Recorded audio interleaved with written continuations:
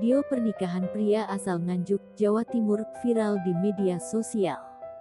Video itu viral setelah dibagikan akun TikTok _wedding beberapa waktu lalu. Pernikahan pria itu viral di media sosial karena barang bawaan seserahannya yang tak biasa. Pria itu membawa seserahan berupa 3 ekor sapi dan sejumlah perabotan rumah yang diangkut belasan motor dan mobil.